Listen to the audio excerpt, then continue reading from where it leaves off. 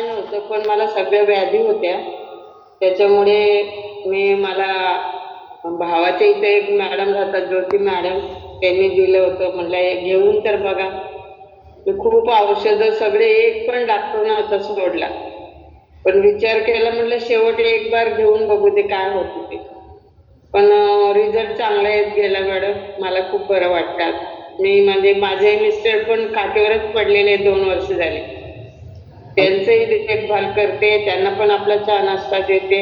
चहा घेत नाही ते, पण त्याच्यात ते ड्रॉप टाकून देते, तेव्हा ते पितात. त्यांना गोड खूप आवडतं. अच्छा, ओके.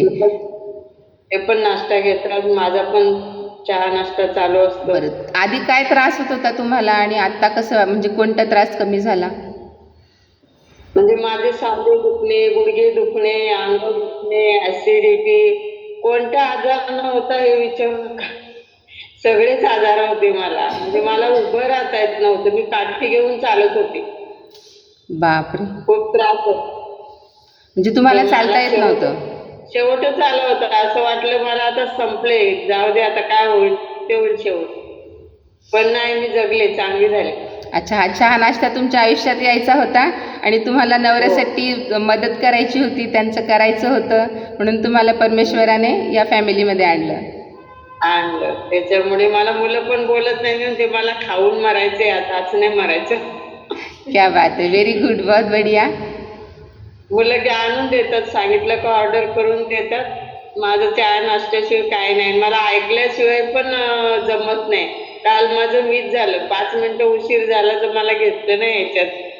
मला कसं तरी वाटत होतं. मला हे ऐकल्याशिवाय जमतच नाही. एक व्यसन कसं असतं, सकाळी लावलं का ऐकल्याशिवाय मला चैनच पडत नाही. दोन डोक्यामध्ये काहीतरी गेलं का फ्रेश वाटतं. आणि का वाटतं मॅडम की हे ऐकलं पाहिजे, या फॅमिलीत आलंच पाहिजे?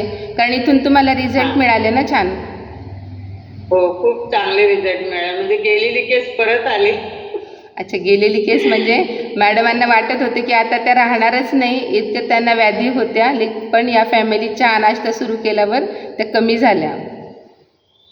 माझे मिस्टर पण तसेच पाट्यावरच होते, म्हणजे मेलेलंच घरी आणलेलं हॉस्पिटलमधून, पण ते पण चांगले झाले याच्यावर.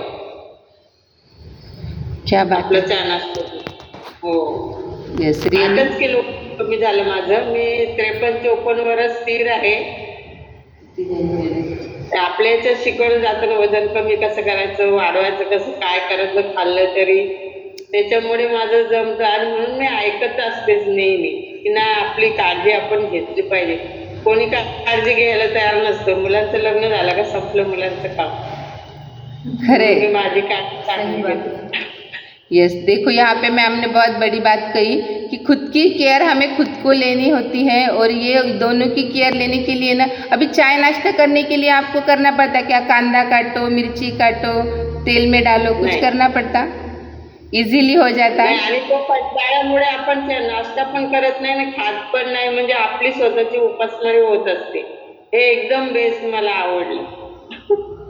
किती छान ना. जास्त कष्ट नाही, 5 मिनिटात आपलं करून होतं. नाश्ता झाला का 1-2 वाजेपर्यंत बघायला नको. दुपारी 1 भाकरी केली, अर्धी खाल्ली, काम संपलं. तर दुसऱ्याच दिवशी खूप छान वाटतं. Very good. 2 घरं इकडे तिकडे त्यांच्यासाठी नाचत असते. काय पाहिजे, काय नको, हवं. 4 फेऱ्या आतापर्यंत झाल्या. उठले का, बसले का, खायला काय, प्यायला काय, काही वाटत नाही मला. एकदम फ्रेशनेस वाटतं.